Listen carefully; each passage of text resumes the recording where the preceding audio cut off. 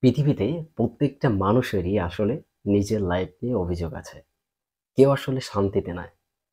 মানে যে জায়গাতে আছে তার জায়গা থেকে আসলে সে শান্তিতে নাই।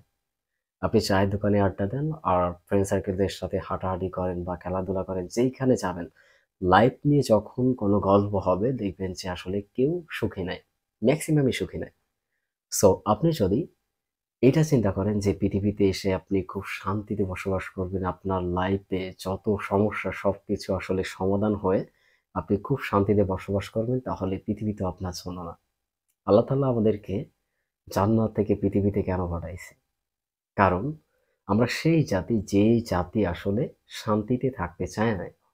আমাদের ভুলের কারণেই কিন্তু আমাদেরকে পৃথিবীতে পাঠাইছে। সো আপনি আপনার লাইফ নিয়ে এত অভিযোগ করেন যে আমার এইটা নাই, ওইটা নাই, এটা হচ্ছে না, ওইটা হচ্ছে না।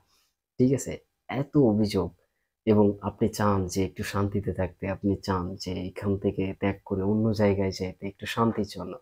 সো এইটা আসলে আপনার কখনো হবে না। আপনার যদি টাকা-পয়সা থাকে, তাও আপনি শান্তিতে থাকতে পারবেন না। আপনি যদি মানে ফকিরও থাকেন, কোনো অর্থ সম্পদ নাও থাকে, তাহলেও আপনি শান্তিতে থাকতে পারবেন না। কারণ পৃথিবীটা আসলে শান্তির জায়গা না। আপনি শান্তি খুঁজে 100% শান্তি এখানে পাবেন না। আপনাকে যেটা আছে, যতটুকু আল্লাহ আমাদেরকে দিছে, সৃষ্টিকর্তা আমাদেরকে দিছে, ততটুকু নিয়ে আসলে আমাদেরকে হ্যাপি থাকার অভিনয়টা করতে হবে।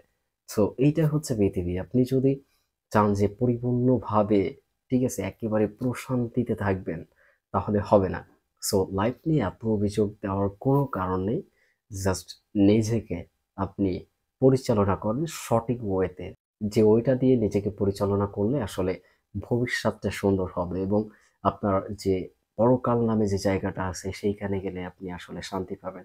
সেইরকম পথ দিয়ে আপনার লাইফটাকে পরিচালনা করার চেষ্টা করেন। পৃথিবীতে আসলে আপনি শান্তি খুঁজবেন না। আপনি আপনার লাইফ নিয়ে যে অভিযোগগুলো করেন এগুলো আসলে এভয়েড করেন। জাস্ট এটাকে এনজয় করেন এবং আপনার রাইট ওয়েতে আপনি চলার চেষ্টা করেন। তাহলেই যতটুকু শান্তি পাবেন এটাই এনাফ। আপনাকে 100% শান্তিতে থাকতে হবে না, বা 100% আপনি অভিযোগহীনভাবে পৃথিবীতে বসবাস করতে পারবেন না।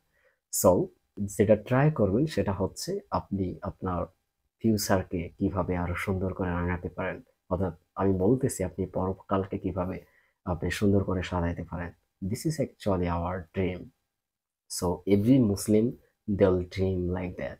সো আপনিও সেটা করেন। কারণ অভিযোগ বাদ দেন। অভিযোগ আসলে আপনাকে কিছুই করে দিতে পারবে না। জাস্ট অভিযোগগুলো আসলে একটা ময়লার মতো। সো আপনি ফেলে দিলে পড়ে থাকবে। যদি আপনি ফেলে না দিয়ে বহন করতে চান, তাহলে সারা জীবন আপনার সঙ্গেই থাকবে। আসলে সবকিছু আপনার উপরে নির্ভর করতেছেন। আপনি কি করতেছেন? এটাকে ফেলাই দিচ্ছেন, নাকি আপনি নিজের গায়ে এটাকে আরো জড়াই দিতেছেন?